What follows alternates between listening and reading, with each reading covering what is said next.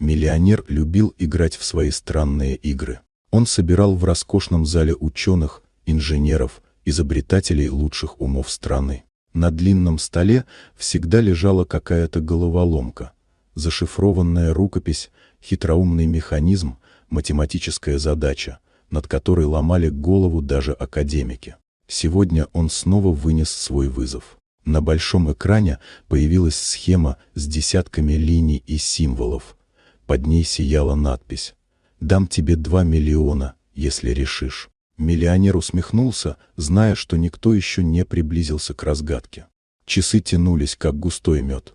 Одни участники отчаивались, другие нервно рисовали формулы, третьи спорили, повышая голос. Миллионер наблюдал с холодным интересом. Он уже предвкушал момент, когда снова объявит о своей непобедимости. Но в зале работала уборщица. Она тихо мыла полы, привычно огибая стулья и кабели от ноутбуков. Ей было далеко до научных степеней, она и слова-то половины не понимала. Но пока она вытирала пыль с угла экрана, взгляд зацепился за один символ. Он казался ей странно знакомым, когда-то похожее изображение она видела в старой книге брата, посвященной простым детским головоломкам.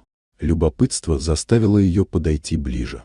Она не знала формул, не читала сложных теорий, но просто начала переставлять символы по-своему, как когда-то переставляла картинки в детской игре.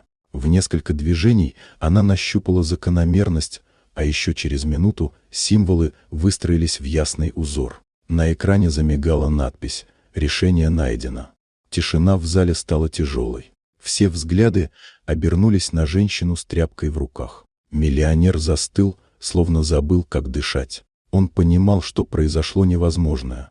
То, над чем лучшие умы бились неделями, решил человек, которого никто и не подумал бы позвать к столу. 2 миллиона пришлось отдать. Но еще дороже для него оказалось осознание, что величайшие тайны иногда раскрываются не силой ума, а свежестью взгляда, которому не мешают громкие титулы и гордое знание. Вот такая удивительная история.